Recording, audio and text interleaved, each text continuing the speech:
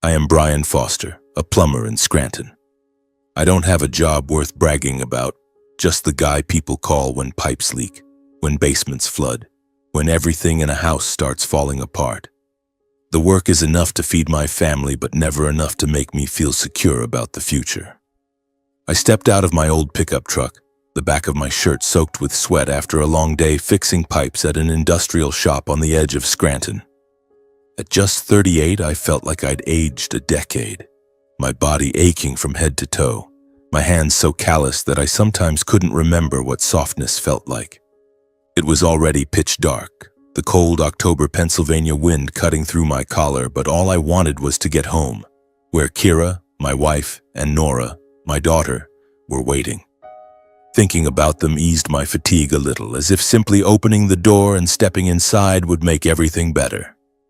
Our house was in a modest neighborhood, nothing fancy, nothing standout, but to me, it was home. A familiar place with the kitchen light on every evening, the smell of simple food and a routine that was repetitive but safe. At least, that's what I believed until the moment I slid the key into the lock and pushed the door open. And in that instant, I immediately sensed something was wrong. The house was shrouded in darkness. Not a single light was on as usual. I didn't hear Nora's sounds nor Kira clattering in the kitchen. And most importantly, I didn't smell the familiar dinner aroma, the scent of stew or toasted bread that she usually prepared each evening. I froze for a moment and strained to listen. The space around me was completely silent except for the wind whistling through the window cracks and my heart pounding in my chest. I tried to reassure myself that maybe Kira was tired and had turned off the lights to rest early, though the unease inside me quietly spread. I set my tool bag down on the floor. The clank of the equipment echoed in the stillness. My hand fumbled for the living room light switch and flipped it on. The dim yellow light illuminated the room, but it still felt as cold as a tomb. The sofa was empty, the TV off, not a trace of life. The kitchen beyond was stone cold, no warmth from the oven or a pot simmering on the stove. Everything was so still that I could clearly hear my own breathing. I called out to my wife loudly, my voice echoed in the empty space. No answer. I called a few more times, louder, but only silence replied. My heart began beating faster. Normally, if Kira was running late, she would text or call. But today, my phone had been silent all day. Maybe she went to the store for groceries, I told myself. Kira rarely came home late, but sometimes she liked to surprise us with something new. What about Nora? She usually sat in the corner with her toys, but now, not a sound. I walked slowly into the kitchen, trying to stay calm, but my limbs felt heavy as lead. I turned on the kitchen light. The harsh white glow fell on the dining table, and that's when I saw it. A letter placed neatly in the center. A pristine white envelope with no address. My heart sank like it had fallen into a deep pit. Why a letter? We lived together. Why write one? A bad premonition hit me, icy cold like a bucket of water poured over my neck. My hands trembled as I picked up the letter. The envelope was thin, the handwriting was Kira's. Those familiar strokes I once loved, now somehow so alien. I tore it open, my hands shaking so much I nearly ripped the paper inside. Taking a deep breath, I read while holding my breath, as if exhaling would shatter everything. Brian, I've sat in front of this page for a long time, not knowing where to begin. Lately, I've felt myself slowly draining away, as if every breath is heavier than the last. The pressure from work, from life, from the same things repeating day after day. It's gone on too long, to the point where I no longer recognize myself. I'm exhausted, Brian. Not because of you, and not because of Nora. You and our daughter have never done anything wrong. It's just that I no longer have the strength to keep living in this feeling of deadlock, like standing before a wall so high I can't see a way out. I've tried. I really have tried so hard. But the more I try, the more I feel myself disappearing. And if I stay, I'm afraid I won't be the person you and our child need anymore. So I have to leave, not to escape you both, but to save myself before everything gets worse. Please keep living and take care of Nora in my place. She needs you, and you've always been her strongest support. I love you both, But this time I have to choose myself, Kira. The lines danced before my eyes, blurred through the tears welling up. No blame, no accusations, just a cold admission as if she had prepared for this long ago. Where had she gone? Why like this? My heart raced wildly, my mind spun. In panic, I rushed into the bedroom, shoving the door so hard the hinges creaked. The closet. I flung it open and the cold emptiness stared back. Kira's clothes were completely gone. Jackets, dresses, shoes. Everything vanished. Only empty hangers remained, dangling like reminders of her departure. This can't be. My wife wouldn't leave without any reason, I muttered, my hands rummaging through the closet as if hoping it was just a dream. But no, it was painfully real. The once familiar room now felt alien and cold. I hurried to our daughter's room, heart pounding like war drums. Nora was curled up on her bed, clutching the old pillow she loved. Her eyes were blank, emotionless, unresponsive to my presence. She's autistic, so such expressions weren't unusual, but today it cut like a knife into my heart. I felt drained of all strength, collapsing onto the floor, my mind reeling. Not from anger or resentment. I couldn't be angry at Kira because I understood part of her suffering. But the vague fear about the future was different. Raising Nora alone, in a house that had just lost its warmth. She needed special care, the kind of patience I sometimes lacked myself. How would I manage? Work, money, the nights Nora cried endlessly, all of it flooded my mind. I sat there, looking at Nora, and tears rolled down my cheeks. That night dragged on like a prolonged nightmare. I lay beside Nora, unable to sleep, just listening to her steady breathing while my heart felt heavy. The next morning, as sunlight peeked through the curtains, I forced myself to get up. There was no other choice. Kira was gone and life didn't wait for anyone. I glanced at the clock, 5 a.m. Normally, Kira would wake up earlier than me, preparing things for Nora. Now it was just me. My limbs heavy, I shuffled into the kitchen, trying to make a simple breakfast. Toasted bread with peanut butter, the one thing Nora liked, or at least didn't refuse. But that day, she sat motionless, staring at the plate without touching it. I encouraged her to eat, forcing a smile. Nora didn't respond. Her gaze was vacant, as if she were in another world. My heart tightened. This was only the beginning. From the day Kira left, my life was completely upended. The old routine collapsed almost overnight. Before, we shared the household tasks. Kira handled Nora, I handled earning money. Now everything piled onto my shoulders like a mountain weighing me down. I had no time to breathe, to process the pain of loss. Every day was a battle for survival, anxiously waiting to see if Nora would be okay that day. If work would go smoothly, if there would be enough money. It was dramatic in its own way. Not like an action movie, but with simmering tensions that built up gradually, making me feel like I was about to explode at any moment. Let me tell you about a typical morning so you can understand the hardship. I wake up very early, usually around 4:30, before the alarm even rings. First, I check on Nora. She often wakes up in the middle of the night, sitting curled up alone. If I'm lucky, she's sleeping soundly. If not, I have to soothe her for hours. Then I prepare her clothes, choosing soft outfits with no irritating tags because Nora is sensitive to even the smallest things. Breakfast has to be just right, not too hot, not too cold, presented exactly the same as every other day to avoid upsetting her. I check every little detail, her school bag, shoes, even the scent of the soap, because a single small change can make Nora scream, cry uncontrollably, and convulse. Today will be okay, I tell myself, but my heart is full of worry. Will she put on her clothes? Will she eat breakfast? Those questions make my heart pound like waiting for a time bomb. After dropping Nora off at school, a special school for autistic children in Scranton, I dive into work. Plumbing isn't always steady. Some days are busy, others dead quiet. But now I can't pick and choose. I fix pipes in homes and industrial shops, sweating profusely, body aching. Colleagues joke, "Brian, you're a single dad superhero now." But behind my forced smile, I know they don't understand. In the afternoons, I always have to leave earlier than others to pick her up on time. My boss, Mike, a grumpy middle-aged guy, was understanding at first. "You'll get through it. It's family stuff." But gradually that sympathy ran dry.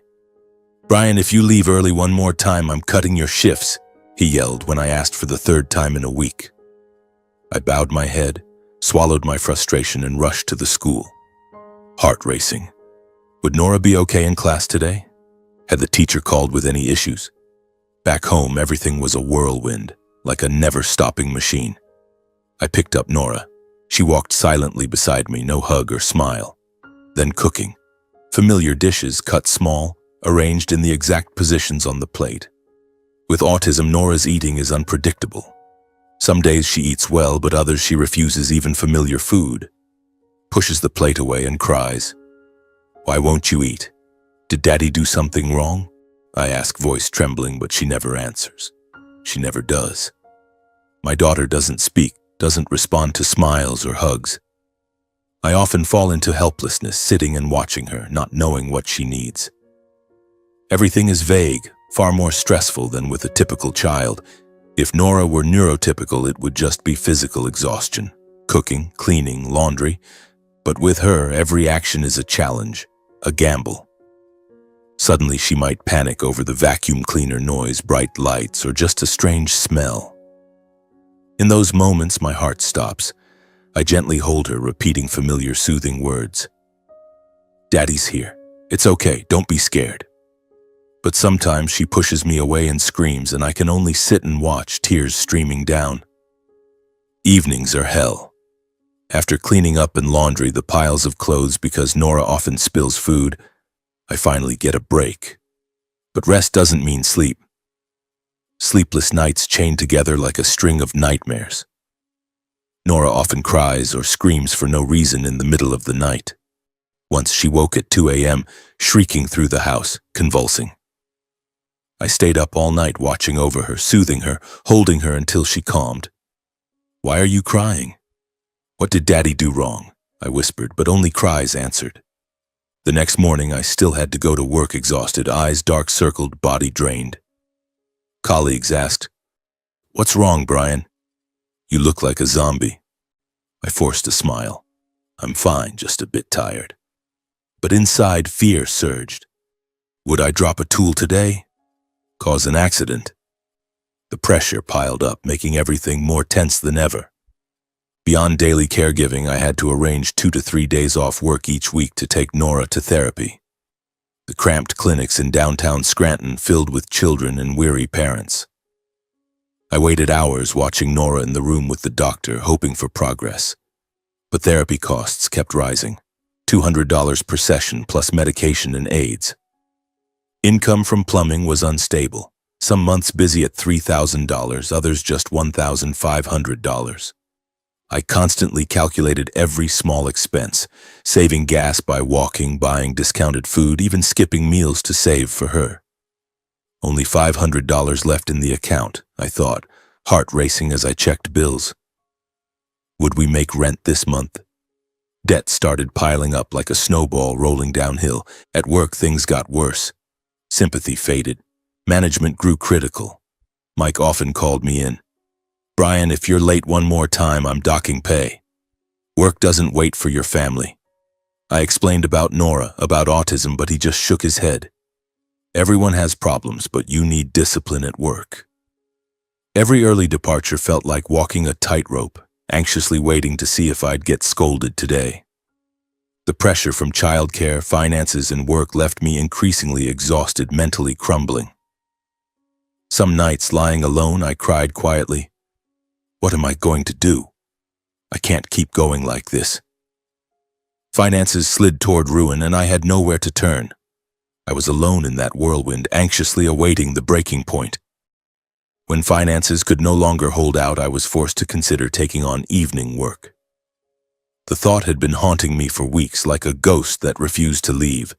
Extra plumbing shifts at people's homes or odd jobs at factories, anything to earn a few $100 more. But the biggest problem was Nora. I couldn't leave her home alone even for a few hours. She's autistic and prone to sudden panic attacks. Without someone there, things could turn disastrous. I imagine Nora curled up by herself screaming because of the howling wind or the darkness, and my heart tightened. No, I couldn't take that risk. I had already lost Kira. I couldn't lose Nora too through my own carelessness. The cost of hiring a babysitter or extended care was beyond my means. I had already calculated it. A reputable caregiver in Scranton charged at least $15 an hour, plus travel fees and emergency rates. With my current income, I could barely cover rent, food, and Nora's therapy. Adding that expense would mean going hungry next month. I sat at the kitchen table staring at the pile of bills, my heart pounding. Is there another way? I asked myself, hands trembling as I held the pen to recalculate. After many sleepless nights weighing my options, lying awake until dawn, I decided to turn to my parents as a last resort. My parents, Jackson and Ashlyn Foster, lived in Old Forge, Pennsylvania, just a 15-minute drive from Scranton. Close enough that I could pick Nora up every evening after an extra shift. I hesitated a lot. Our relationship wasn't good. They had once criticized Nora as a different child. But now, I was out of options. This was my final lifeline, however fragile. The next morning, after dropping Nora at school, I drove to my parents' house. It was drizzling, the highway slippery, and I drove slowly, filled with anxiety. My old truck rattled and groaned, mirroring my mood. Old Forge was a small, quiet town with old wooden houses and friendly neighbors, at least on the surface.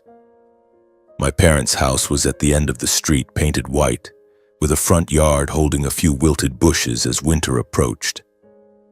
I parked, took a deep breath, and tried to stay calm. My heart beat faster as I stepped onto the porch and knocked. Will they help me? The thought made me nervous, like awaiting a verdict. The door opened and my father, Jackson, stood there, hair completely white, face wrinkled with age. He was 65, a former coal miner now retired on a meager pension. "Brian, what are you doing here at this hour?" he asked, voice surprised but not warm. My mother, Ashlyn, peeked from the kitchen, dish towel in hand, eyes slightly narrowed. She was 62, her health frail due to arthritis. My appearance at that time surprised them, but they didn't ask many questions or show concern. No hug, no warm invitation inside. Just, "Come in and talk, it's cold out there." I stepped inside. The smell of stale coffee lingered, the house unchanged, old furniture, the TV tuned to local news. We sat across from each other at the kitchen table. I took a deep breath, trying to keep my voice steady. I didn't beat around the bush. I no longer had the energy for meaningless small talk. I went straight to the point, slowly explaining my current situation. Kira had left. I was the sole caregiver for Nora. Plumbing work barely kept us afloat, and therapy costs for her were rising. Right now, I need to take evening shifts to cover extra expenses, I said, my voice lowering though my heart raced. Otherwise, I really don't know how to manage. I'm just asking if you could watch Nora for a few hours each evening. I'll pick her up right after my shift. It's only temporary until I get through this period. I looked up at them, waiting for even a softening glance, a sign they understood how desperate I was. But there was nothing. Jackson immediately objected. He leaned back in his chair, face reddening with irritation, voice hard and decisive. "No way, Brian. Your mother and I have no experience caring for an autistic child. That kid, she's strange. Always crying, always screaming, not like normal children." He paused, then continued, voice full of annoyance. "I don't want to deal with nosy neighbors and their gossip. What do you think they'll say when they see us watching a child like that? The Fosters taking care of a weird grandchild. I don't want to live with that feeling." Each word struck my chest like a knife. The phrase "weird child," that's what he called Nora, his own granddaughter. I tried to swallow the lump in my throat, but before I could speak, my mother, Ashlyn, chimed in. She spoke in an even, cold tone, eyes avoiding mine. "Your father's right, Brian. We're old now. Our health isn't what it used to be. I have constant joint pain. Your father's blood pressure fluctuates. We can't take on any more responsibility." She twisted her old wedding ring as if discussing someone else's problem. You should handle your own family. You can't rely on us forever." I felt blood rush to my face. My ears rang. I tried to keep my voice low, though my heart felt like it was shattering. "But Mom, Dad, it's just a few hours. I'll explain everything. Nora isn't as difficult as you think. She just needs quiet and someone nearby. I promise I'll pick her up right away, no burden on you." I started pouring it out, no longer able to stay calm. I told them about the sleepless nights when Nora panicked, the therapy bills piling up on the table, the constant fear that one day I wouldn't be able to care for her anymore. I spoke like I was begging, clinging to the last thread, but they sat there, silent, faces impassive. No one looked at me. No one interrupted, and no one showed any emotion. They listened as if hearing a stranger's story. Then Jackson shook his head, voice louder and heavier. "You're foolish, Brian. It's because you're weak that you're in this mess. Why didn't you hold on to your wife tighter? She stayed with you all those years after the kid was born. That's already more loyalty than most. Kira leaving is understandable." He lightly tapped the table. "Who could stand living a lifetime with a child like that? No one could endure it. It's like an invisible burden dragging you down forever, down to hell." Ashlyn nodded, voice still even, but each word ice cold. "I told you before. Having an autistic child is big trouble. Now you bear it yourself." Those words echoed in my head like thunder. I sat frozen. Nora, my 8-year-old daughter, their granddaughter, was called a burden. My heart ached sharply, my eyes stung, but I clenched my teeth to keep from crying in front of them. The feeling of being cut off from my last support hit hard, like someone pushing me to the edge of a cliff. I sat there, hands clenched until they shook, mind reeling with one thought. How could they say that about my child? They're my parents. The conversation ended decisively. Jackson stood. "Enough. Go home. Don't come back begging for that again. Your mother and I can't help." Ashlyn just nodded, not even seeing me to the door. I stumbled out of the old house, legs heavy, feeling like I had just lost another family. The rain fell harder, stinging my face coldly. I got in the truck, hands trembling as I turned the key, tears streaming down. What do I do now? There's no one left. That thought filled me with anxiety and fear. On the drive home, I drove slowly, remembering the past, childhood days when my parents were strict but loving. And now, they had turned their backs on their granddaughter. My heart raced as if awaiting the next disaster. Unable to rely on my parents and unable to take evening shifts, I began considering short-term loans just to get through the days, even though I knew deep down it wasn't a long-term solution. I sat at the kitchen table late at night, staring at the pile of bills, phone in hand, scrolling through quick loan apps. Just $500, I told myself, heart pounding as I hit the apply button. The interest rates were sky high, but I was out of options. The money hit my account a few hours later, enough to cover Nora's therapy bill for this month. But every time I thought about the repayment date, I lost sleep, lying awake imagining calls from the bank demanding payment, or worse, losing the house. That fear hung over me like a dark shadow, making everything more tense. Would I be able to pay next month? Or would it all collapse? I gritted my teeth and endured, telling myself I had to hold on until I found another way out, but the financial and emotional pressure slowly wore me down bit by bit. Every morning I woke up body heavy, eyes ringed with dark circles from short nights. Work remained the same, fixing pipes drenched in sweat, but now I did it like a machine, with no energy left to joke with colleagues. The pressure was like an overinflated balloon waiting to burst. I tried to keep the routine for Nora, picking her up and dropping her off on time, cooking the right meals, but every action felt burdensome, like dragging a boulder. The prolonged exhaustion changed my mindset. I grew irritable, no longer patient enough to tune into her emotions as before, no longer strong enough to try understanding Nora's silent reactions. In the past, I always observed her closely, checking if her eyes looked tired, hungry, or if she just needed to sit quietly. Now I was more rushed, doing things half-heartedly. I urged Nora to eat in a curt voice when placing the plate in front of her, without waiting for her response. She stared at the plate, still not touching it, but I just sighed and turned away to clean up. My heart ached, but fatigue overshadowed everything. In those moments, I wondered, what am I turning into? Fear crept in, that I was pushing Nora further away, but I didn't have the strength to stop. There were times I didn't ask what Nora needed, didn't try to connect, just went through the motions to get things done. Mornings, hurriedly preparing her things without looking into her eyes. Afternoons, picking her up, driving in silence, no longer telling stories like before. Nora sat in the back, clutching her bag, gaze distant. I knew she needed that connection, but my mind was full of worries, debts, work, bills. Boss yelled at me again today, I thought, gripping the steering wheel. The distance between us grew, like a silent crack spreading wider. Nora became more guarded, less approaching me, often curling up in her familiar corner of the living room, hugging her pillow as if to protect herself. Before, she used to sit beside me on the sofa, even if silent.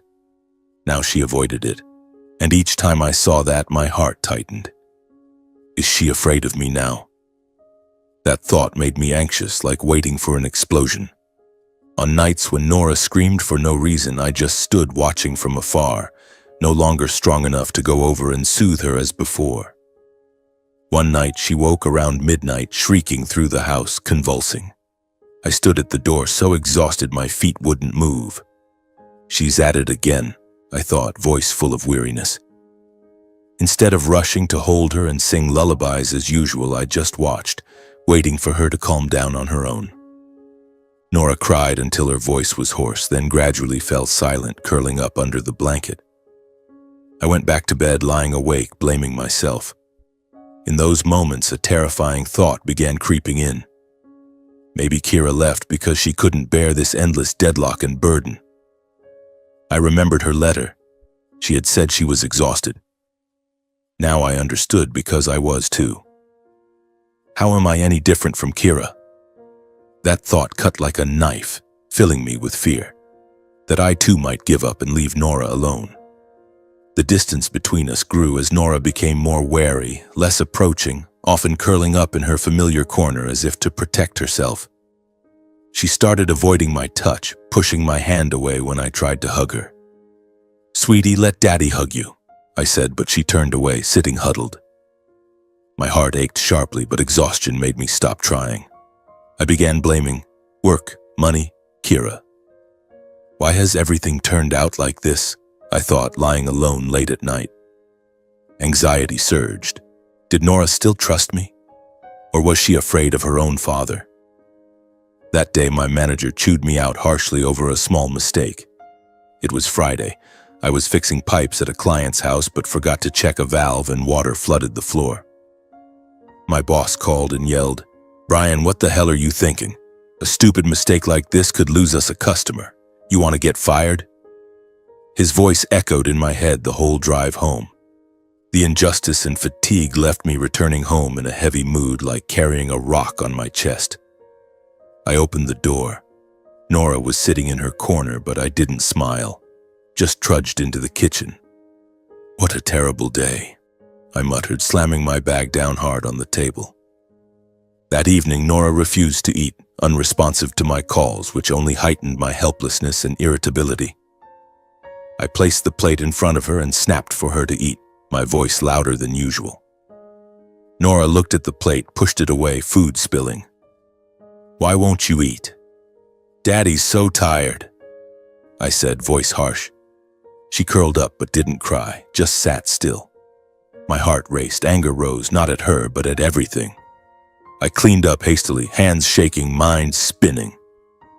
When bedtime came and she still wouldn't settle, the emotions pent up for weeks suddenly exploded. Nora ran around the room, refusing to get into bed, hands flapping as if in panic. "Lie down and sleep right now," I shouted, voice echoing through the house. I paced the room with frantic movements, unconsciously making everything chaotic, kicking a chair, slamming my hand on the table, loud bangs ringing out. "Why won't you listen?" "Daddy's exhausted." The words poured out like a flood full of anger. My heart pounded as if about to burst. Nora panicked, quickly scrambling into bed, clutching her old stuffed bear, burrowing deep under the blanket as if hiding from the outside world. She trembled, eyes wide with fear. Seeing it, I froze, collapsing to my knees on the floor, realizing that terrified look in her eyes was something I never wanted to see. Oh God, what have I done? That thought struck like lightning. Tears welled up.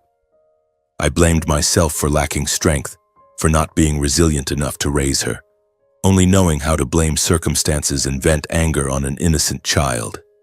Nora, my innocent girl who needed only patience, was now terrified of me. My heart ached sharply, anxiety built. Would she forgive me? Or was this crack irreparable? I slowly approached the bed, hands trembling, afraid a wrong move would panic her more. "I'm sorry, Daddy's a bad father. I made Mommy leave," I whispered, voice breaking.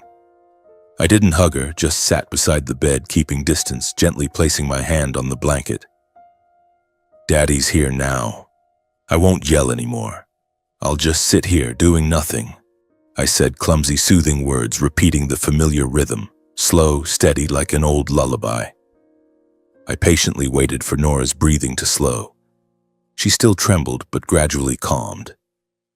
I sat there for hours, tears streaming down, vowing to myself that from now on I had to change. In the days that followed, to make amends for the mistake of that evening, I actively changed how I cared for her, trying to slow down, observe more, and not force Nora to respond, but instead learn to follow her rhythm. I realized I had let exhaustion take control, turning me into a terrible version of myself. No more harsh words, no more rushed movements. Every morning I woke up earlier, sitting by Nora's bed, waiting for her to wake naturally. "Today I'll do better," I told myself, heart racing with anxiety. Would Nora notice the change? Or was the crack between us too deep? I observed her closely. The way she held the spoon, the way she gazed out the window, the small gestures I had overlooked before. No forcing her to speak, no barrage of questions. Just being there so she knew Daddy was still a safe place. The fear of failure crept in, making every action feel dramatic, like walking a tightrope, waiting to see if Nora would respond. I began building small but consistent habits, eating with her on time, keeping the space quiet, dimming the lights when she was stressed, and staying close enough for her to feel safe without pressure. Before, meals were battles. I hurriedly tried to feed her. She pushed away. Now I sat across from her, eating slowly, saying nothing, just gently pointing to the plate. "Eat nicely for Daddy, okay?" I said softly, then fell silent. The house gradually grew quieter. I turned off the TV, lowered the radio volume, leaving the space filled only with the faint wind whistling through the window cracks. Whenever Nora started getting tense, her eyes darting rapidly, I dimmed the lights more, drew the curtains tighter, creating a warm, familiar dark corner for her. I knew she was tired, so I gently placed a blanket over her shoulders, keeping just enough distance, not touching directly so she wouldn't panic. Those small habits were like a fragile thread holding father and daughter together. Yet every day that passed, I remained endlessly anxious. Would Nora eat today? Would she have a meltdown? The weight of what had happened still pressed heavily on me, making me constantly fear that one small mistake would cause everything to collapse. I grew more patient when Nora was silent, no longer asking rapid questions, just sitting nearby and doing familiar things so she knew I was still there. One afternoon, Nora was curled up in the corner of the room, hugging her stuffed bear. Instead of pulling her out, I sat a few steps away, holding a book and reading in an even tone. She didn't look, but I noticed her shoulders relax a little. She feels me, I thought, heart-warming yet mixed with worry. Those moments accumulated like building a fragile bridge. But night after night, the memory of that explosive evening haunted me. Nora's fearful eyes cutting like a knife. I can't let it happen again, I reminded myself, lying awake, anxiously awaiting dawn to keep trying. One day, in the middle of a job, I unexpectedly received a call from Nora's teacher. My heart tightened. mind going blank with fear that something had happened to her, or she had caused trouble. It was during a plumbing repair at an old house on the outskirts of Scranton. The phone vibrated in my pocket. I wiped my mud-covered hands and looked at the screen. The school. Heart pounding, blood rushing to my head. What's wrong with Nora? Is she hurt? The worst thoughts flashed. Panic attack, fall, or worse. I answered, voice trembling. Has something happened to my Nora? The teacher, Mina Park, spoke calmly. It's nothing serious, Mr. Bryan. I just want to talk about Nora. Can you come to the school? Those words didn't fully dispel the worry, but enough for me to breathe a sigh of relief. Heart still racing, I asked to leave early, ignoring my manager's annoyed glare and harsh reminder. Mike yelled, Again, Bryan. Work doesn't wait for you. I bowed my head. Sorry, boss, it's a family matter. Then I rushed to the car, driving to the school covered in sweat and grime, hands and feet still dirty from work. On the way, I imagined all sorts of things. Nora hitting someone, or sick. The anxiety made me grip the wheel tightly, driving faster than usual. Meeting the teacher, Mina Park, and learning Nora wasn't in serious trouble, I finally breathed easier. The tension weighing on me the whole drive gradually lifted. Mina was a young teacher, around 30, with long black hair tied neatly, bright eyes, and a warm smile. She taught the special class for autistic children, and I had met her a few times when picking up Nora. Mr. Bryan, please sit down. Let's talk about Nora, she said, leading me to a small office with the faint smell of paper and crayons. Nora is doing very well right now. Don't worry too much.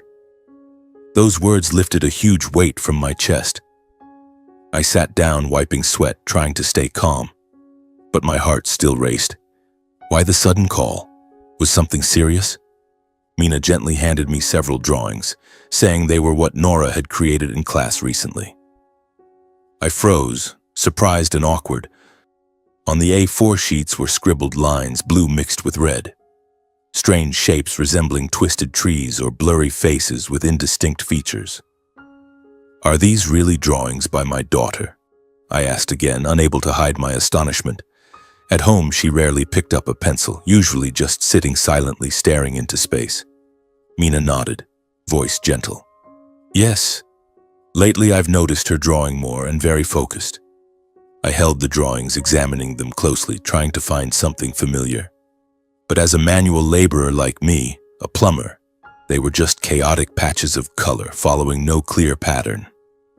I hesitated for a long time before saying softly, as if afraid of being wrong. They look kind of beautiful, don't they? After saying that, I suddenly realized I didn't fully understand why I said it, only that deep inside I felt those seemingly random scribbles were hiding something I hadn't yet named. As a blue-collar worker, I looked at those drawings without grasping their value, seeing only strange colors and shapes, until Mina explained that she had observed and recognized Nora's special talent for painting.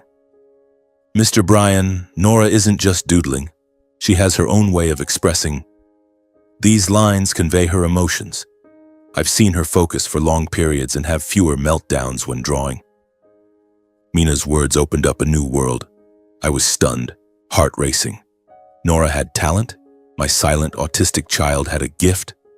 I remembered times she scribbled at home, but I thought it was just play. Now Mina said it was special. Anxiety surged. Was this an opportunity for her, or just an illusion? Mina suggested seriously discussing extra lessons and development for Nora, not to chase achievements, but to help her find a way to express herself suited to her world.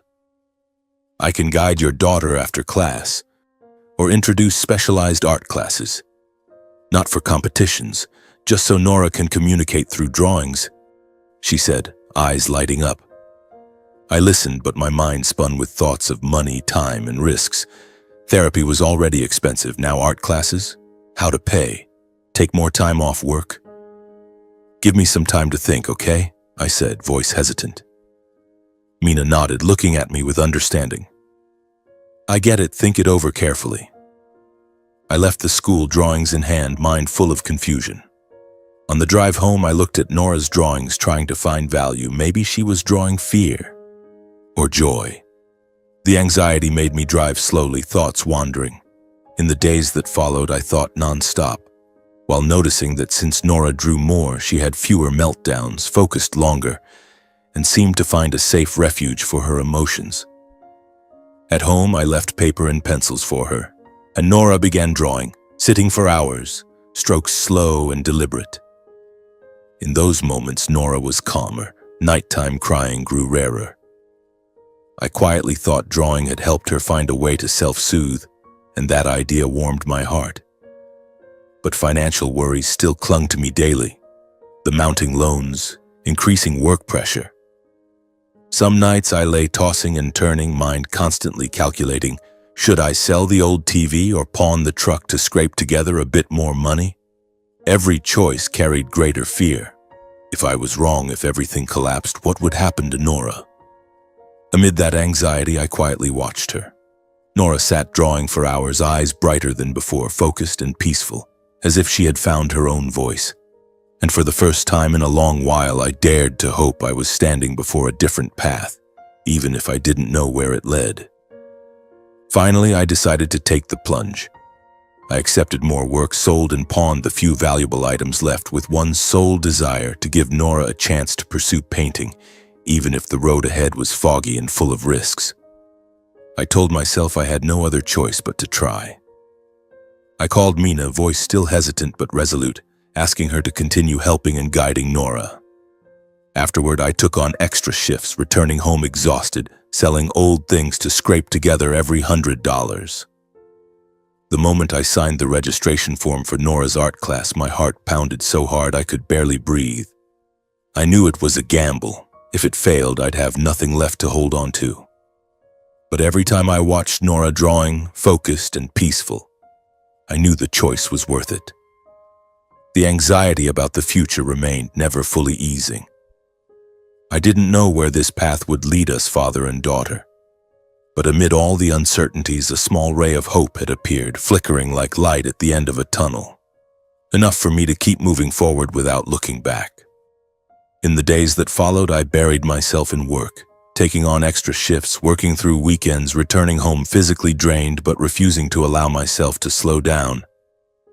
I accepted every plumbing job I could, from emergency late-night calls to small projects in the Scranton suburbs.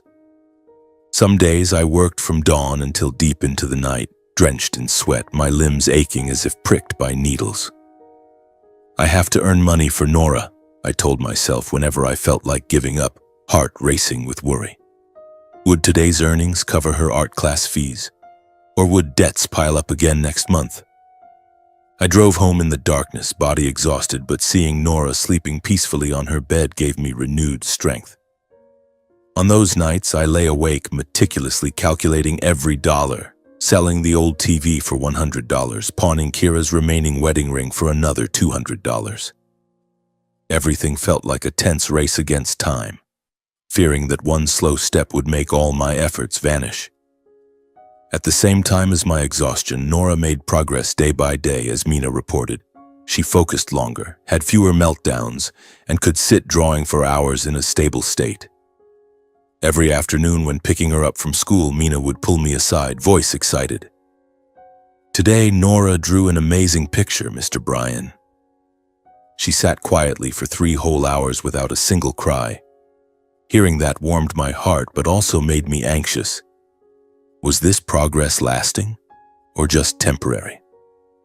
I observed her at home, Nora holding the pencil, strokes slow and deliberate, colors blending as if telling her own story. In those moments, she was calm, eyes brighter, no longer curling up as before. She's finding herself, I thought, tears welling up. But the pressure remained. I had to work harder to support her. Every story Mina told was like medicine, but it also left me anxiously awaiting tomorrow. Would Nora continue, or retreat into her old shell? Seeing my situation, Mina took the initiative to offer to watch Nora a few extra evenings a week so I could earn more income. It was a drizzly afternoon. I was late picking her up because a job ran long. Mina stood under the school awning, holding Nora, smiling warmly. Mr. Bryan, I can see you're exhausted. Let me watch Nora 4 evenings a week. I live alone, I'm not busy. Her offer struck like lightning. I froze, heart racing with surprise and embarrassment. You wouldn't mind? I'm afraid people might talk about you, I asked, voice stammering. Mina shook her head. It's fine. I like Nora, she's special. I looked at her. Her eyes were sincere, without pretense, but fear crept in. Would I be imposing, or was this just pity? Anxiously awaiting my own answer, I hesitated for days, lying awake thinking. At first I shyly declined, afraid of intruding on Mina's private life and unwilling to accept more help. Thank you for your kindness, but I can manage, I said, voice firm but heart full of worry. I had been rejected by my parents, struggled alone, so accepting help felt like admitting defeat. Mina didn't push, just smiled. Think it over. I'm here if you need me. Those words haunted me. At night, when Nora slept, I thought about the debts, the art classes, heart pounding. I need help, I admitted, but feared becoming dependent, feared Mina would grow tired like Kira. That anxiety made me hesitate, like standing at the edge of an abyss. But her sincere, straightforward manner and the fact she lived alone without family obligations gradually made me accept her offer as a rare lifeline. Mina shared about herself. A young teacher, unmarried, living in a small apartment near the school, passionate about art and special needs children. I understand feeling alone, Mr. Bryan. Raising her by yourself isn't easy, she said once, voice gentle. Those words touched me, dispelling some fear. I nodded and agreed to let her watch Nora. My heart raced the first time I left Nora with Mina, driving to an extra job, anxiously calling to check. But Mina texted, Nora's doing fine. She's happily drawing. That time I breathed a sigh of relief, feeling rescued. Initial anxiety gradually turned to gratitude, though worry remained. Would Mina hold up or give up? Under consistent guidance, Nora's drawings began entering small local contests, then winning encouragement awards and special categories for children with needs.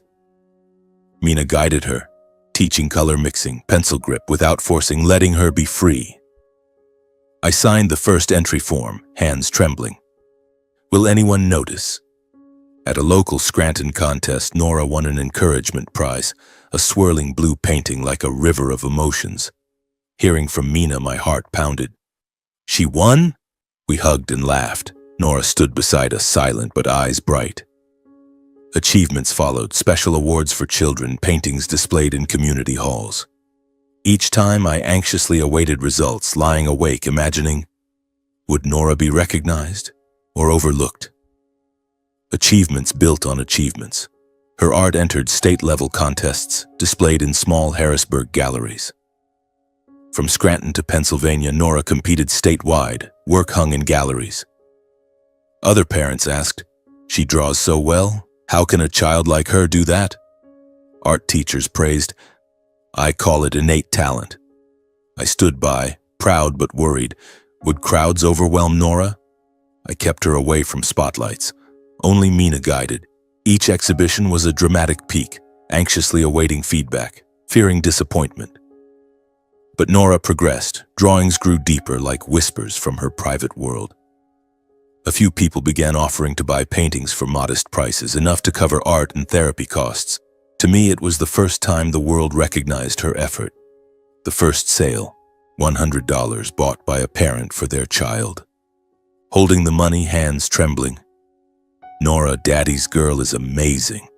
That money paid for classes, easing debt. Anxious, accepting offers. Would they regret it? But they praised, her paintings have soul and true artistry. To me, it wasn't the money, but recognition. Nora was no longer a burden, but an artist. Heart warmed, yet worried. Future uncertain. A small gallery proactively contacted us, offering to represent Nora's work on a trial basis, the first time I signed legal papers on her behalf. The gallery in downtown Scranton, run by an elderly art lover. Nora's work is special. We want her to paint for us, she said. I read the contract, heart racing. Legal complexities, fearing mistakes. Mina helped explain. I signed, hands shaking. This is a big step, I thought, anxiously awaiting outcomes. Gallery sales, money trickling in. Family finances gradually improved. I paid off short-term loans, no longer dreading therapy or class fees. Art sales, a few hundred monthly, covered costs. I cleared loan debts, bought new supplies for Nora. No more sleepless nights calculating money, but still anxious. Would this flow stop? Or Nora tire? Though life eased, I didn't let myself relax, maintaining strict routines so Nora wouldn't be disrupted. Meals on time, sleep on schedule, avoiding crowds. My daughter needs stability, I reminded myself, declining big exhibition invites, fearing pressure. Mina advised, "Don't rush, Mr. Bryan. Nora needs time to adjust." I listened, prioritizing therapy and mental stability, rejecting hasty offers that might stress her. A major gallery invited, I declined. Nora's not ready. Heart raced deciding, fearing missed chances, but she mattered more. I started a fund in her name, saving all art earnings for Nora's future. No spending on myself, no personal dreams. Bank account growing with each sale. For a better future or later therapy, I thought. I wore old clothes, ate simply but joyful for Nora. Anxious, watching balance rise. Enough? But hope grew. Watching her quiet growth, I gradually understood Nora's success wasn't money or awards, but finding a safe way to exist in this world, and I was determined to protect it at all costs. Nora drew, rare smiles appearing, eyes bright. She's happy now, I thought, tears falling. Future anxiety remained, but now with hope, the path blooming, though slowly. In the days that followed, after the community exhibitions and state-level awards, Nora's paintings began selling more steadily. Not with fanfare, but enough to create a stable flow. Her emotions visibly lightened. Fewer meltdowns, longer focus, and she actively sought out the easel whenever stressed. The first painting sold for $100, then $150, gradually reaching $200. Not large sums, but to me, each payment felt like an affirmation. The world was listening to Nora through her brushstrokes. I remember the third sale. A parent at the Scranton Community Exhibition held a swirling blue painting and said, "It reminds me of my own sadness." I took the money, hands trembling, thinking of the nights Nora drew late, forgetting to eat. Nora's progress was clear. She cried less at night, could draw for hours without needing me beside her. When stressed, she turned to the easel herself, strokes flowing like whispers. She's speaking to the world now, I thought, heart racing with joy mixed with worry. Would this attention overwhelm her? Or bring trouble? That anxiety made me more vigilant, reviewing every painting Mina submitted, fearing the spotlight would disrupt the peaceful routine we had just built. One day I received an invitation from a local station wanting to do a short feature on an autistic child finding her voice through painting, focusing on the intervention journey, family, and supportive environment, not emphasizing achievements or money. It was a Wednesday morning. I was fixing pipes at a small workshop when my phone vibrated in my pocket. "Unknown number," I answered, a young woman's voice. "Is this Mr. Bryan Foster? We're from WNEP, the local Pennsylvania station.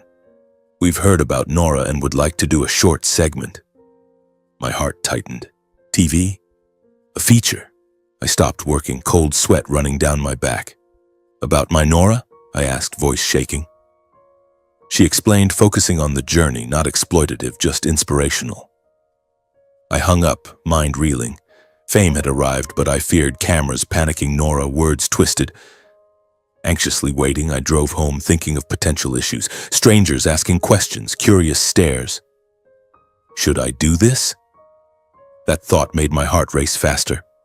I hesitated, consulting Mina, weighing the psychological impact on Nora, only agreeing on conditions, filming in familiar spaces, short duration, no disruption to her routine. That evening, I met Mina at the school and told her. "What do you think?" I asked, voice worried. Mina thought, if controlled, it could be good for Nora, showing people autistic children have talent too. But prioritize her. We discussed for hours, filming at home, just 15 minutes, no flash, no crowd. I called the station back, setting terms. Only in the kitchen and art area, Nora doesn't have to speak, and I review it first. They agreed. My heart pounded, signing the agreement. This was a turning point, but I feared Nora's fear. In the days waiting for filming, I prepared. Told her about it, drew with her, watched reactions. Nora was silent, but I saw her more tense, strokes messier. Am I doing the right thing? That anxiety felt like a ticking bomb, awaiting filming day. The segment aired soon after, low-key but enough for Nora's name to spread beyond the local art community, bringing inquiries, invitations, and curious glances from outside. Filming went smoothly. Gentle crew, questions to me about the journey, distant shots of Nora drawing. It aired Friday evening. I watched with Mina, heart racing. The story of Nora Foster, the autistic girl finding her voice through painting, the narrator said warmly. They told our story about Mina without exploitation. But afterward, my phone rang non-stop. Friends congratulating, galleries asking for work, even other reporters contacting. Nora was mentioned on local social media. Her art spread. I was happy but worried. Bigger exhibition invites, interview requests. Fame came slowly along with troubles I wasn't mentally prepared for. Handwritten letters, strangers visiting, curious looks at the supermarket. Heart racing each time. Was this blessing or curse? One evening, as father and daughter ate quietly in the kitchen, there was a knock at the door. I thought it was Mina, as she occasionally visited at that hour.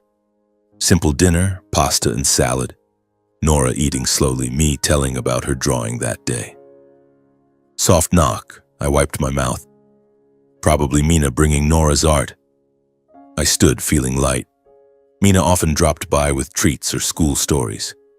But when I opened the door, my briefly relaxed expression froze. Kira stood on the porch, thinner, neatly dressed. Black coat, hair tied back, eyes mixing hesitation and determination. My heart stopped for a second, blood rushing to my face. "You're back, Kira?" I whispered, voice breaking. She stood under the porch light, tired but still as beautiful as ever. All the bitterness and humiliation from when she left flooded back. The letter, empty closet, nights alone with Nora. My face burned. Instinctively, I wanted to slam the door and turn away. This can't be real. It only happens in dreams, I thought, gripping the doorknob tightly. Kira quickly asked for just one chance to talk. Her urgency made me hesitate, then reluctantly nod. "Brian, can we talk just once?" she said, voice trembling, eyes red. I looked at her. Memories surged. Happy days, then deadlock. Heart pounding, I opened the door wider, letting her in. Kira stepped inside. The house air suddenly grew heavy. Nora saw her and instinctively shrank back, curling near the table, eyes glancing like at a stranger, no sign of recognition. She clutched her spoon tighter, shoulders trembling. It pained my heart. Did Nora not remember her mother, or was she afraid? Kira paused, eyes tearing. My daughter's grown so much. But Nora didn't react, just sat still.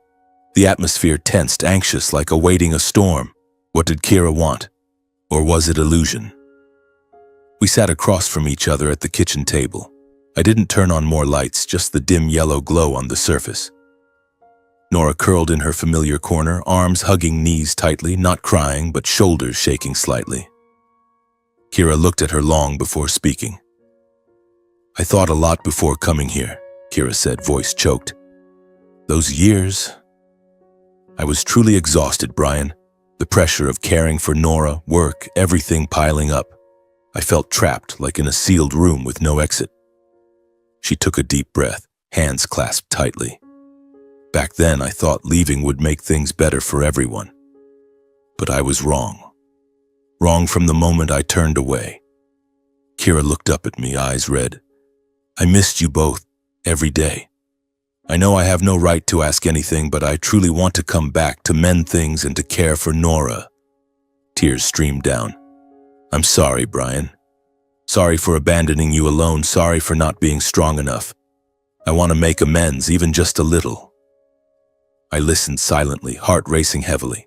Her words touched my old pain. the exhaustion, deadlock, feeling of no escape I had experienced. I listened while watching Nora. She didn't cry, but shoulders trembled as if holding herself together. Maybe she had truly suffered, I thought, and my judgment slowed, but fear remained intact. I spoke, voice slow and cautious. If you suffered so much, why only return now?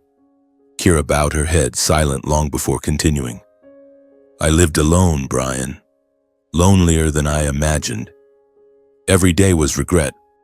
I realized I ran instead of facing it. The kitchen air grew heavy, as if one wrong word could explode everything. I made no promises. I glanced at Nora, then back at Kira. I need time to think, I said slowly. Nora's just stabilized. I can't let her be disrupted again. Any decision puts her safety and stability first. Kira nodded, wiping tears. I understand, I'll wait. I won't force anything. She stood and left, leaving heavy silence behind. That night I lay awake long, mind reeling with one unanswered question. Kira's return, hope, or another danger? I told Mina everything. She only said gently, watch Nora. Her reactions will tell you more than any apology. In the weeks after, Kira returned a few times. She stayed restrained, not pushing, not deeply interfering. She brought small gifts, drawing books, colored pencils, then sat far away, quietly watching. At first, Nora remained curled up, keeping distance. But gradually she grew accustomed, no longer panicking when Kira appeared. And that fragile change made me waver, though I still held quiet caution inside. I observed, heart racing each time. Was Nora okay?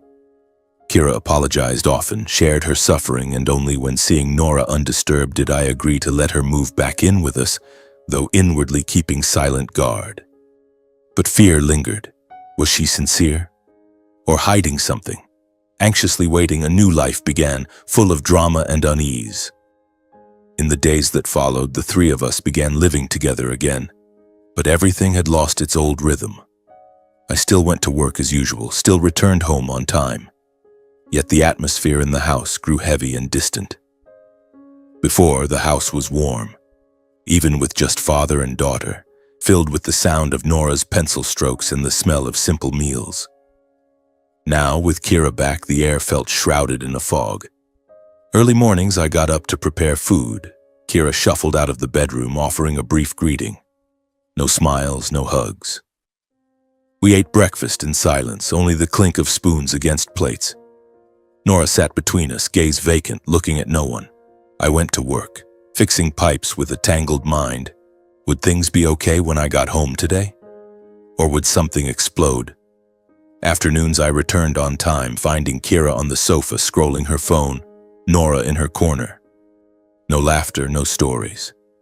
The house was the same, but like it lacked oxygen, making me breathe heavily. Every night I lay awake, heart racing with worry. Was this life sustainable? Or just a fragile illusion waiting to shatter? Between Kira and me existed an unnamed void. Daily activities proceeded quietly, lacking connection, as if we shared the same space but belonged to different worlds. We slept in the same bed, but I stayed on the edge, back turned, not touching her. Old intimate gestures, a hair stroke, a goodbye kiss, vanished, replaced by polite words. We talked about the weather, bills, but avoided the past, the letter, her departure, the nights I cried alone with Nora. That void grew wider each day like a deepening chasm. I remembered our early marriage days, hugging and laughing, now only cold distance.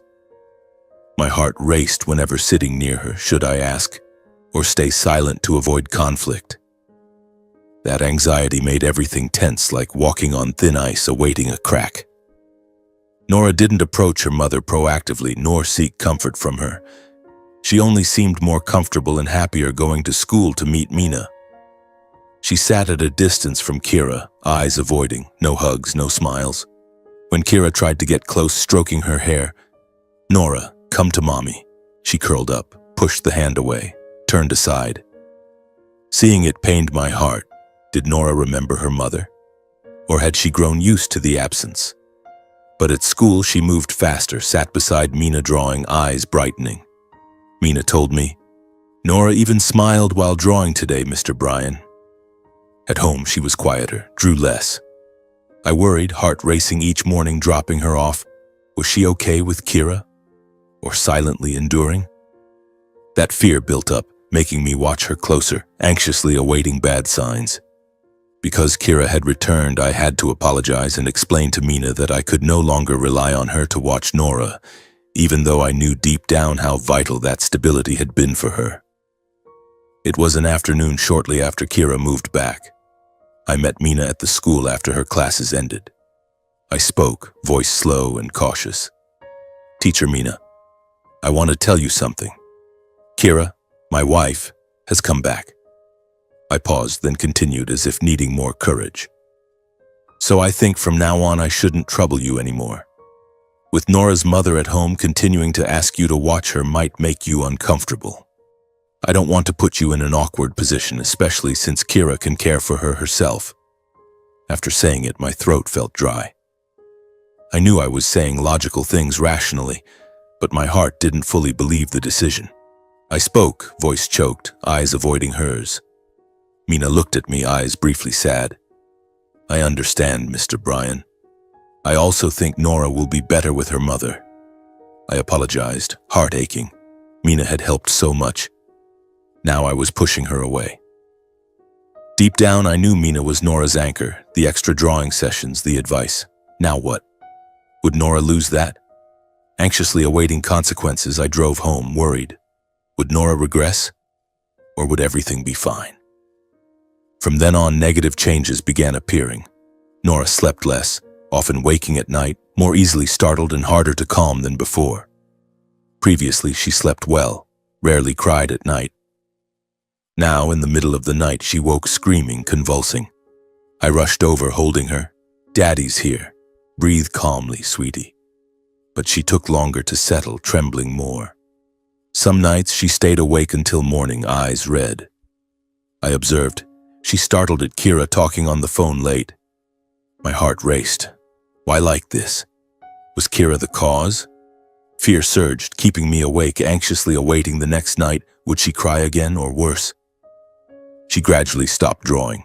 Blank papers lay untouched on the table, the easel forgotten, as if her safe refuge had vanished. Before, Nora drew for hours, strokes flowing freely. Now she looked at the easel, shook her head, turned away. I tried encouraging. "Keep drawing, sweetie, don't you love it?" But she pushed the pencil away, curled up. My heart ached sharply. Drawing was her voice. Now lost? I remembered sold paintings, awards, now only blank paper.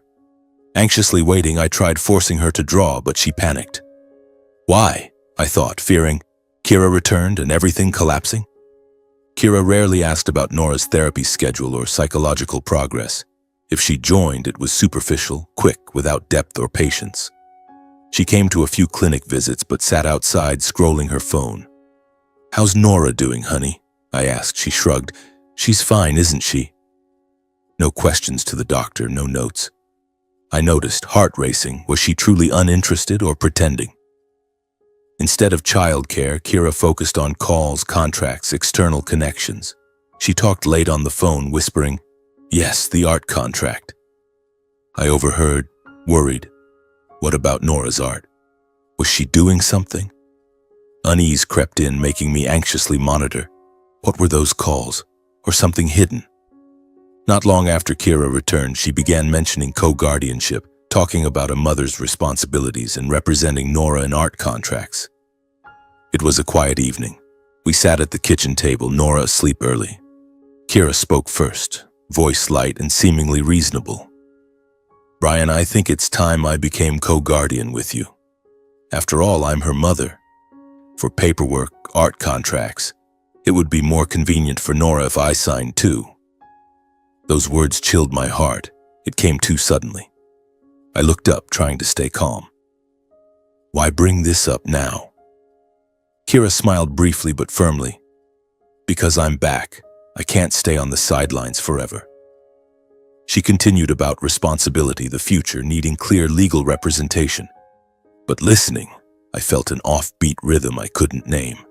Her eyes lit up mentioning contracts, galleries, art sales, a different light than when talking about Nora. She asked about the gallery's progress, how art money transferred, whose name on the account. But she didn't ask if Nora slept well last night, had meltdowns, or still feared loud noises lately. My heart pounded. A cold feeling crept into my chest as I suddenly realized what Kira cared about wasn't Nora's sleep or fears, but paperwork and decision rights. And for the first time I wondered, did she really return for Nora, or something else? As doubts grew in my heart, I decided to turn to Mina, the person I had trusted and journeyed with as father and daughter all this time. We met at a small cafe near the school, a place so familiar I didn't need the menu. I told her everything, hiding nothing. Kira wants co-guardianship for Nora, I said, voice lowering. She also wants to represent and sign art contracts for her. What do you think? Mina was silent a few seconds, eyes fixed on me. When she spoke, her voice turned serious, losing its usual gentleness. Mr. Bryan, I don't want to be seen as wrecking someone else's family happiness, she said slowly. But think about it. Why did she return right when Nora started gaining recognition? Where was she before? That question hit me like a hammer. My hands trembled, holding the coffee cup, heart pounding hard. Mina continued, voice still calm but direct. I've seen a few similar cases. Some people return not for the child, but for what comes with the child. I just hope you're careful. I sat stunned, mind reeling. On the drive home, scattered memories began piecing together. Since Kira returned, Nora slept less, smiled less, then stopped drawing. Kira often called late, talking about contracts, paperwork, but rarely asked how Nora was that day. That thought chilled my spine. Was she not back for Nora, but for her paintings? For the first time since Kira returned, I clearly felt I wasn't just risking Nora's stability, but possibly losing the right to protect the most fragile thing I had painstakingly preserved. Nora, her talent, her future now threatened. I lay at night, mind spinning, anxiously awaiting evidence. Was Kira scheming? Or was I paranoid? That fear loomed like a shadow, making everything more dramatic, awaiting an explosion. In the days that followed Mina's warnings, I began paying closer attention to Kira's behavior. She always kept her phone with her, screen face down on the table. Before I thought it was just a habit, but now, every time I saw her holding the phone, my heart raced faster, as if awaiting a secret to be revealed. She never let the phone out of reach. Even during dinner, it lay face down under the table. A slight vibration, and she glanced at it. Late at night, when I was already in bed pretending to sleep to observe, I heard whispering from the bathroom or the porch. Kira called very softly, voice low, as if hiding something. Everything's fine. Just wait a little longer, I caught faintly through the door crack. Doubt crept in, keeping me awake, lying there analyzing every gesture. Anxiously waiting, I wondered, what is she hiding? Or is Mina right? Each night was torture. The room's darkness seemed to swallow me, awaiting the day the secret burst out. She frequently went out at fixed times, coinciding with my work schedule, saying she was meeting friends or handling errands, but never specifying where or whom. Mornings, as I prepared to leave for plumbing jobs, Kira said, I'm going to meet an old friend for a bit. I'll be back in the afternoon. No address, no name. I nodded, but unease filled me. Why always when I was at work?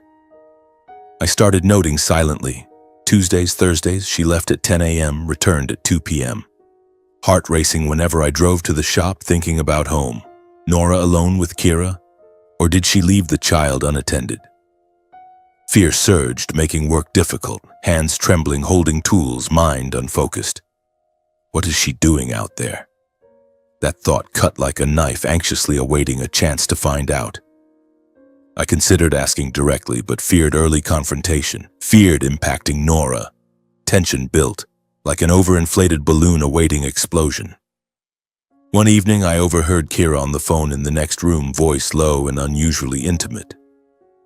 She lowered it further, sounding confident, mentioning everything was nearing the final stage, telling the person on the other end to be patient because the plan was almost successful.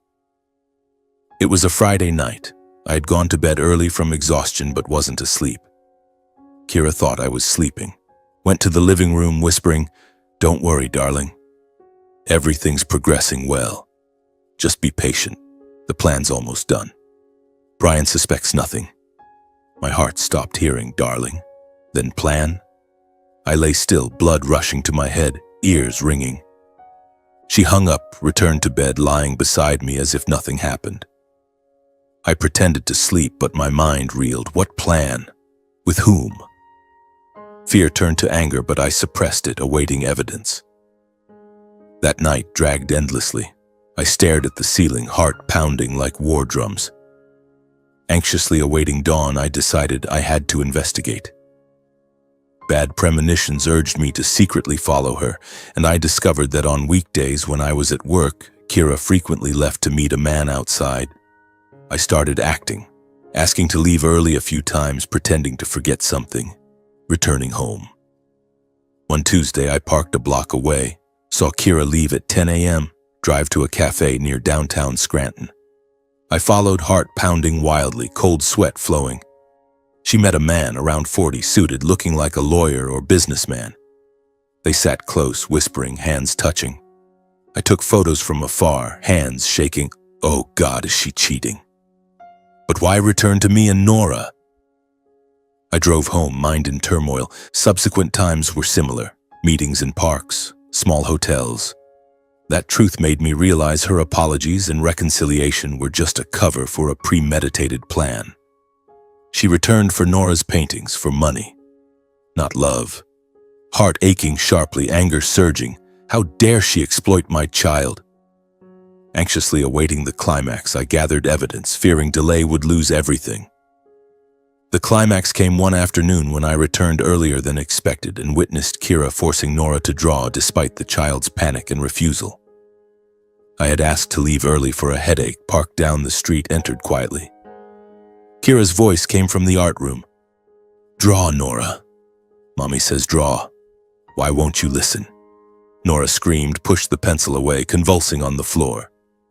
Kira gripped her hand, forcing it. "You have to draw for Mommy, understand?" I burst in like a whirlwind, heart pounding madly, mind blank. "Stop!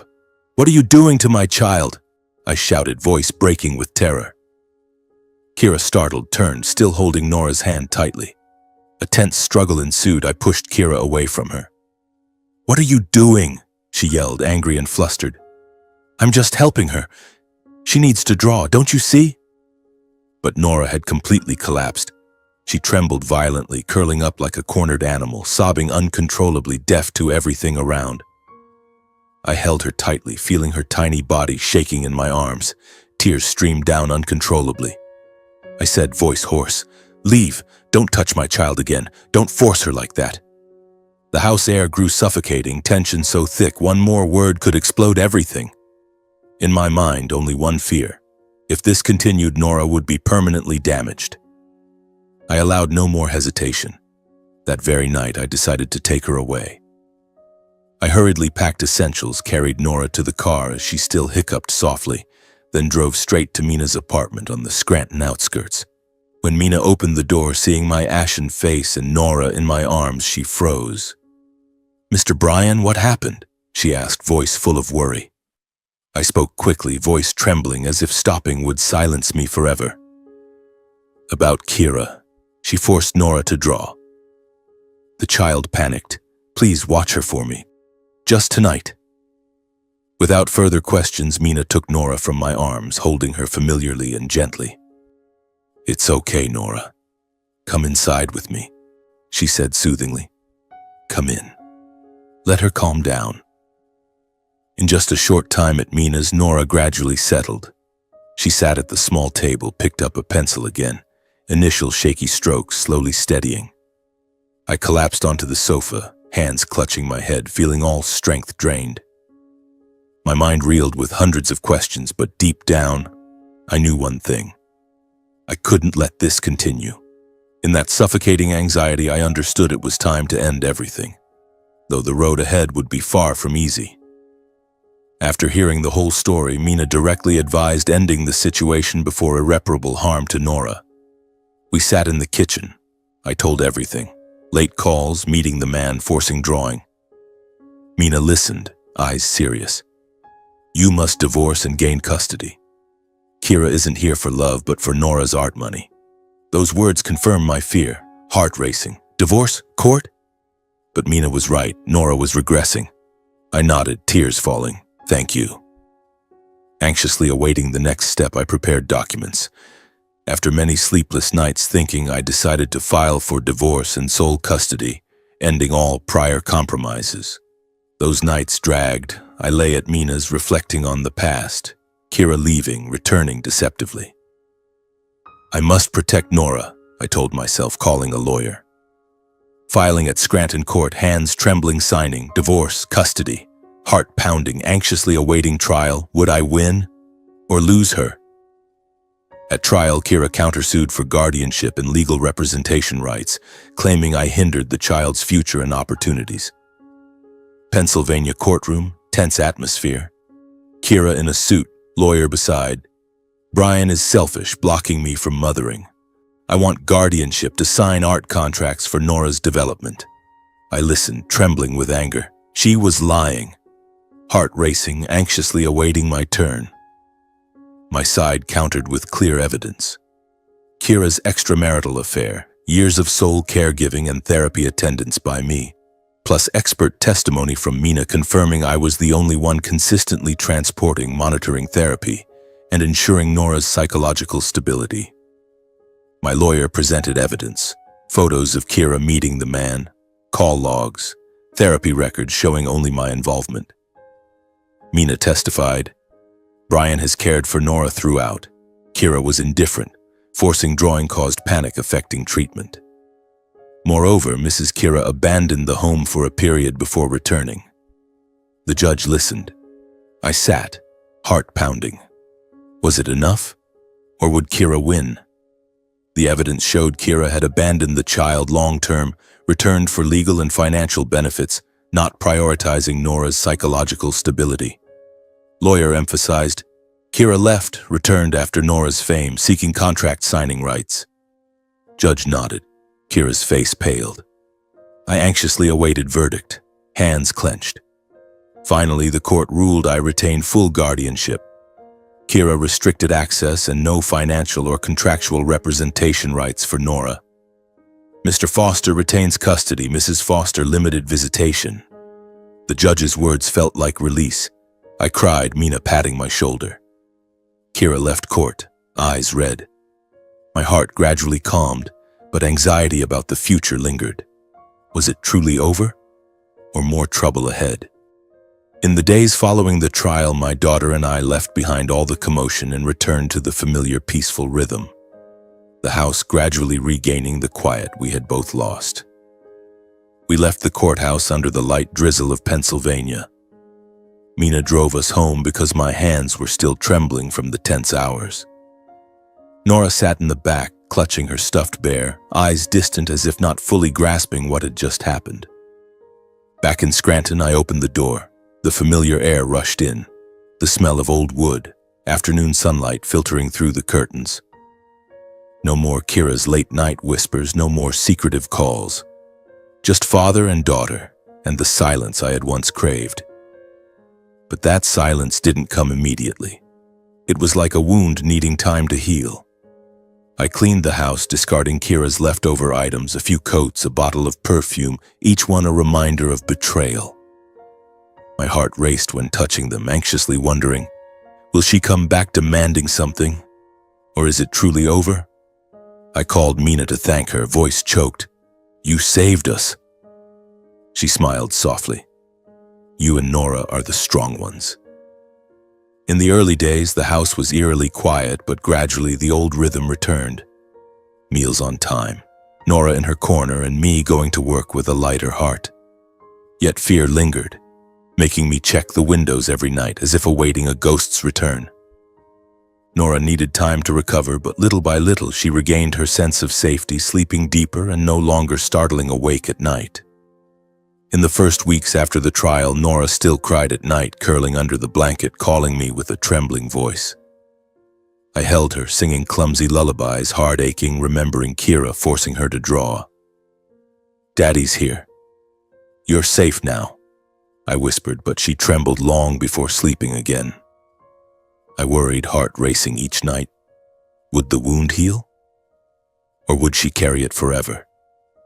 I took her to therapy more often, the doctor said. It takes time, but she's stabilizing. And it was true, bit by bit. A week, Nora slept past breakfast time.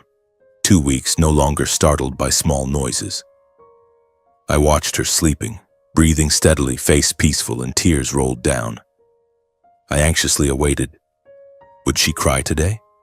Or was everything truly better? Those moments felt like a slow race, full of inner drama, awaiting signs of recovery. Blank papers were placed on the table again, tentatively at first. Then familiar strokes gradually appeared, as if she was finding her way back to her world. I bought new paper and colored pencils, placing them in her room without pressure. In the early days, Nora looked at the paper, touched lightly, then turned away as if fearing memories of being forced. My heart tightened. Drawing had been joy. Now fear. I sat nearby, saying nothing, just doodling beside her. "Daddy just wants to draw with you. Draw if you want, okay?" I said softly. At first hesitant, she held the pencil, one stroke, then stopped. But gradually, strokes lengthened, colors returned, swirling blues, vivid reds, like silent tales of pain and hope. One afternoon, I came home to find Nora at the table, drawing absorbedly, forgetting to eat. She's drawing again, I thought, tears welling, heart racing with joy mixed with worry. Would she stop? Or was this a new beginning? Those strokes were like a bridge, pulling her back to her private world. And I anxiously watched, awaiting the first complete painting after so many months. Mina returned in a supportive role, appropriately distant, appearing regularly and patiently, letting Nora approach when ready. After the trial, Mina visited more often, bringing treats or drawing books, but not staying long. "I can help if you need," she said, voice warm. I nodded, heart full of gratitude. Mina didn't push, just sat beside Nora when she drew, praising gently. "You draw so beautifully, Nora." At first, she avoided sitting far away, but Mina was patient, not touching, just observing. My heart raced each time Mina came. Would Nora open up or remain afraid of strangers? But Mina understood. She had taught Nora, knew her rhythm. Those sessions were like a slow dance, full of silent drama, awaiting Nora's step forward. Gradually, Nora grew more comfortable around Mina, often sitting closer, drawing longer and less stressed, as if finding a steady anchor. A month later, Nora sat beside Mina on the sofa herself, holding a pencil to draw together. She didn't speak, but shoulders relaxed, eyes brighter. I watched from afar, heart warming. Nora rarely smiled when Mina praised her art. My daughter trusts Mina more than her own mother, I thought, but anxiously wondered, was this a new family? Mina stayed later, helping put Nora to bed, telling gentle stories. Those moments accumulated like a calm river, making me realize the change, not just in Nora, but in myself. I recognized that change in my own feelings, a sentiment growing quietly without outburst or noise. It wasn't love at first sight, no romantic vows. It began from evenings Mina stayed late watching Nora, from how she understood my child, respected her rhythm, and cared for her like a true mother. Mina knew when Nora needed quiet, praised art without pressure, hugged gently when allowed. I watched her sit beside Nora, patiently waiting for her to draw, and my heart stirred. Not passionate frenzy, but deep warmth. On evenings Mina stayed, we talked late, about Nora, art, life. Heart racing when she smiled, but I didn't rush, fearing disruption, fearing loss. Anxiously waiting, I let feelings grow like a sapling in silence. It began from evenings Mina stayed late watching Nora, from how she understood my child, respected her rhythm, and cared for her like a true mother. I remembered the first time Mina stayed. Nora cried at night, Mina soothed. Draw with me? She calmed, drawing late. I sat in the kitchen watching them, heart full of gratitude. Gradually, Mina became part of life, helping with therapy transport, advising on Nora's art. She understood autism better than I, respected her pace. No forcing speech, no forced hugs. Mina is like Nora's real mother, I thought, heartwarming. But feelings grew through small details, a smile, an accidental touch. I didn't name it, fearing illusion, just letting it bloom quietly. Anxiously awaiting the moment, I wondered, does she feel the same? Or just helping? I didn't rush, didn't name the feeling, just letting it grow over time along with the peace Mina brought to us both. Month after month, Mina visited often, stayed for dinner, helped Nora draw. We talked everyday things, my work, her teaching, Nora's progress. No romantic dates, just companionship.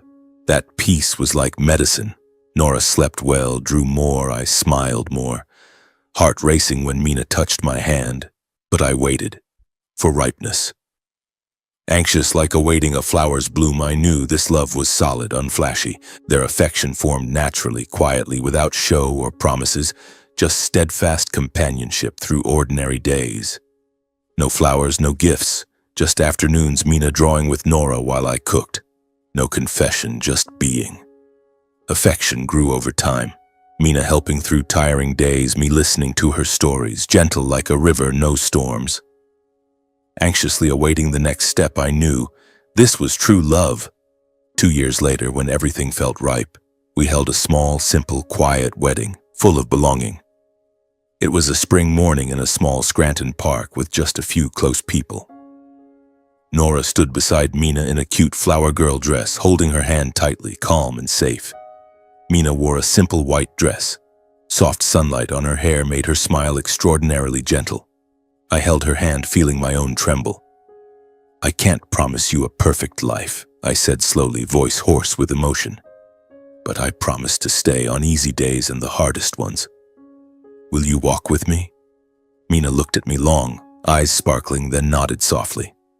She said, voice small but firm, yes, as long as you're there like you've always been for Nora. No big reception, no loud music. Just a warm family meal afterward, soft laughter, tight handholds. When I slipped the ring on Mina's finger, my heart pounded so hard I could barely breathe. For the first time in so long, I understood belonging. Not flashy, not showy, but solid. I still thought about the future with very human anxiety, but this time worry no longer overshadowed happiness. Because I knew after all the loss, we had chosen each other and stayed. Our life afterward wasn't perfect, but stable and warm in its own way. Nora continued drawing, therapy growing in a safe environment where she was heard and respected. We lived simply. I still plumbed, Mina still taught. Nora drew and sold paintings little by little. We weren't wealthy, but enough not to fear daily. Nora grew. Drawings matured, therapy progressed markedly. Most importantly, she lived without pressure, where Mina understood her and we always respected her rhythm. Hard days still came, but this time we weren't alone. We faced them together slowly and patiently. Initial anxiety faded, giving way to peace, the peace I once thought I'd never have again. One quiet afternoon, I leaned against the doorframe, silently watching Mina sit beside Nora, drawing together in soft sunlight. Light filtered through the window, falling on their hair, warm and slow. Mina leaned in, smiling at Nora, praising softly as if afraid to break the moment. I stood there, tears quietly falling, old memories gently returning. The day Kira left, cold trials, desperate nights, and Mina appearing at the right moments. In that instant, I simply thought, thank you, life, for not turning away from me. I gradually understood family isn't always blood or titles. Sometimes family forms from those who choose to stay when everything collapses, when there's nothing left to promise but exhaustion and hurt. Mina didn't give birth to Nora, bore no obligatory duty, but she chose to stay, patiently, quietly, without demands. To me, that was true family.